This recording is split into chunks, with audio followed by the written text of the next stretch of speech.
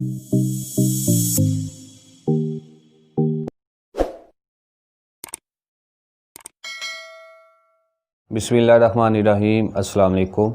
आज हम पढ़ेंगे यूनिफॉर्म सर्कुलर मोशन। जैसा कि नाम से ज़ाहिर है, सर्कुलर लफ्ज़ निकला है सर्कल से,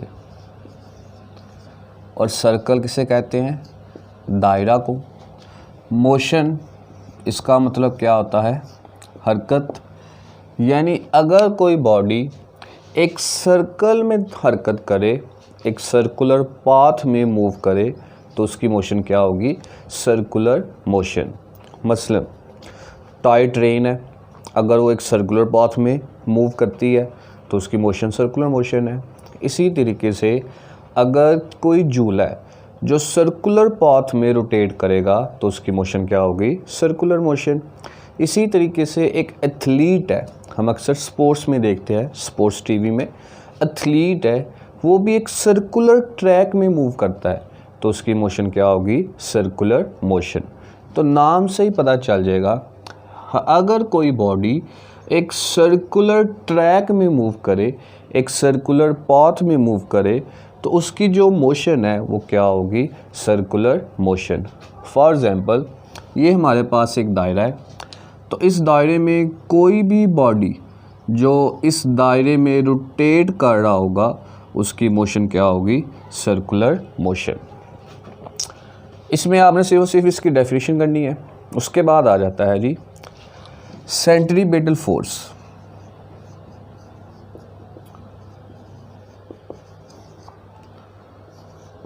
अब जब भी कोई बॉडी एक सर्कुलर ट्रैक में मूव करती है तो कोई फोर्स होती है जो इसको फोर्स मजबूर करती है कि वो उस ट्रैक में ही मूव करे। उस फोर्स को हम कहते हैं सेंट्रीपिटल फोर्स। अब जब भी कोई बॉडी मूव करता है, सबसे पहले आप देख लें, एग्जांपल इसकी वही आ जाएंगी यूनिफॉर्म सर्कुलर मोशन वाली। सबसे पहले जी आपने इसकी डेफिनेशन लिखनी है, उसके बाद इसकी एग्जांपल्स लिखनी है। एग्जांपल्स क्या हैं?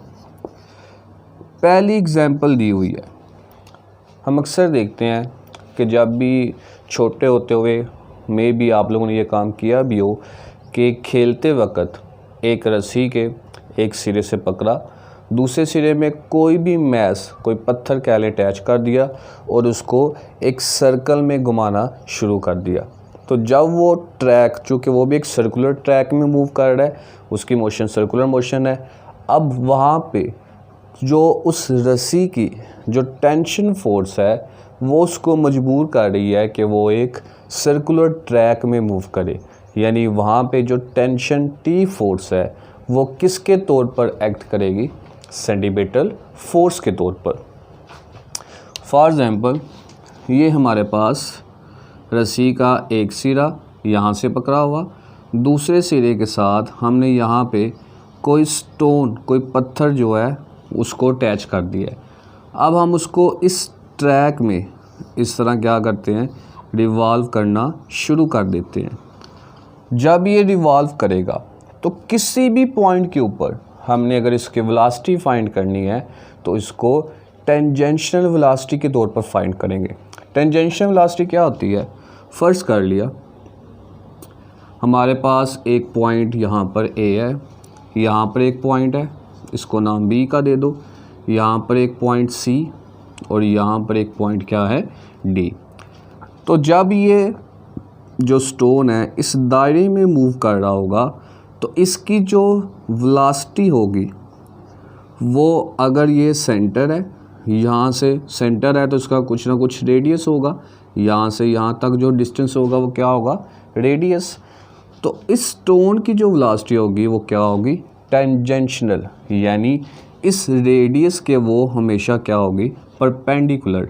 तो जब भी हमने इस पॉइंट पर इस स्टोन की वेलोसिटी फाइंड करनी है तो उसको हमेशा अलोंग टेंजेंशियल जो है उसको फाइंड करेंगे।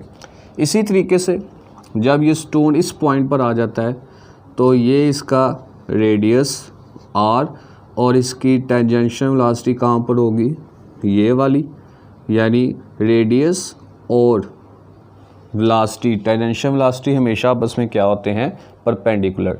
इसी तरीके से जब ये इस पॉइंट पर आएगा तो सेंटर से यहाँ तक इसका क्या होगा जी, रेडियस आर, और टेंजेंशियल वेलोसिटी कहाँ पर होगी, इस साइड पर। इसी तरीके से जब वो इस पॉइंट पर स्टोन आएगा तो इसका रेडियस आर ये वाला, और टेंजेंशियल वेलोसिटी कहाँ पर होगी, इस साइड पर। तो एक सर्कुलर ट्रैक में जब भी कोई बॉडी मूव करेगा तो उसकी वेलोसिटी को अगर हमने फाइंड करना है तो हम हमेशा कैसे फाइंड करेंगे, एक टेंजेंशियल, एक टेंजेंट को ड्रा करके। हमेशा वो क्या होगी, अलोंग टेंजेंट, एक टेंजेंट को ड्रा करके हम उसकी वेलोसिटी जो है वो फाइंड कर सकते हैं।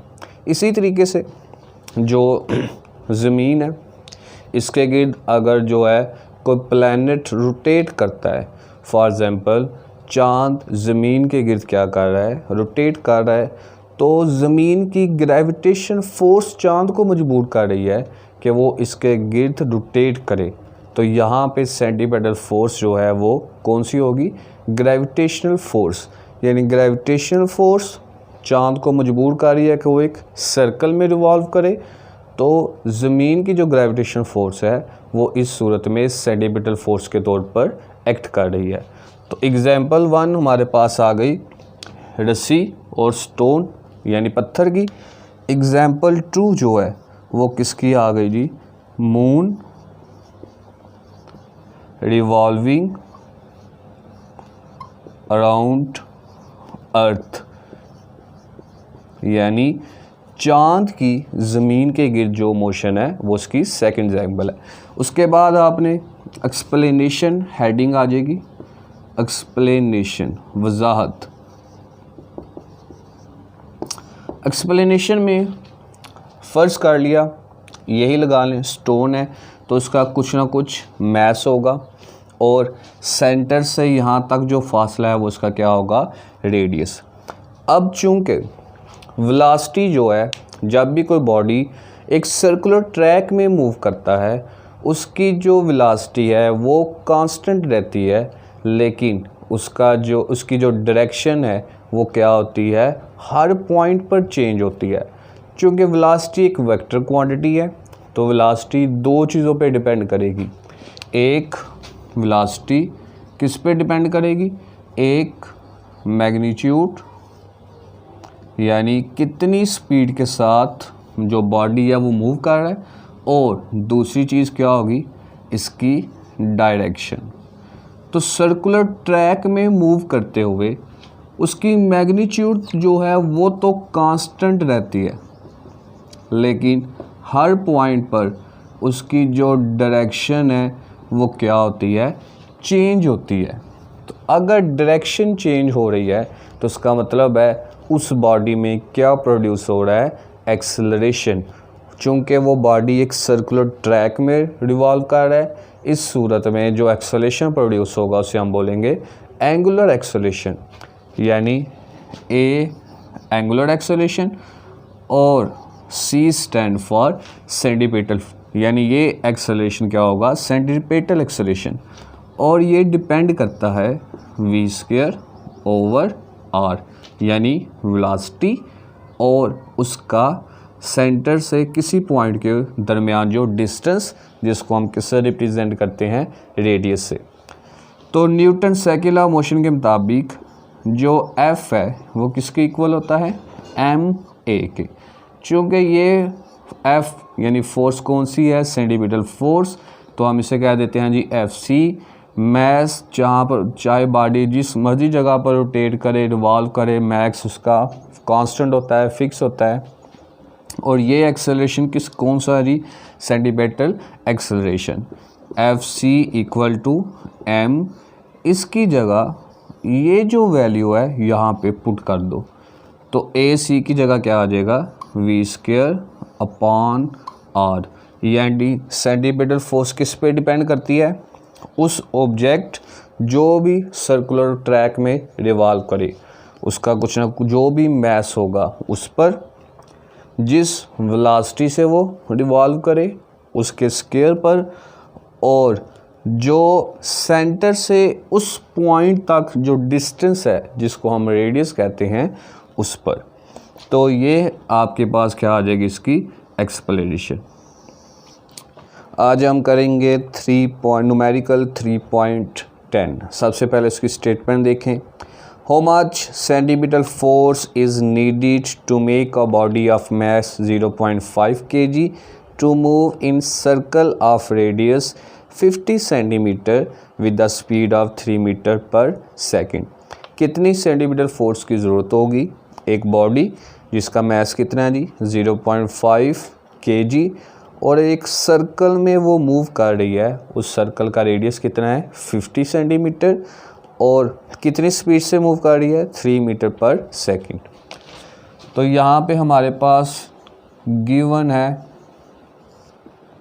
सबसे पहले मास 0.5 kg, उसके बाद रेडियस 50 सेंटीमीटर।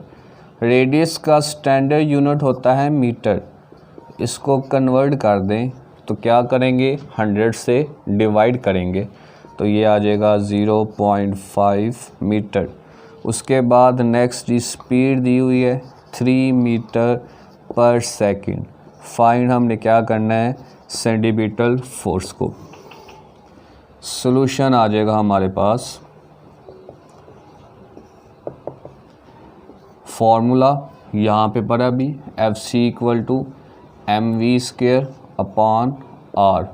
m हमारे पास 0.5, v हमारे पास 3 का स्क्वायर, r हमारे पास 0.5। 0.5 से कट गया, 3 का स्क्वायर लेंगे तो वो आ जाएगा 9 न्यूटन। बाकी इंशाल्लाह कल से ही। अल्लाह हाफिज़।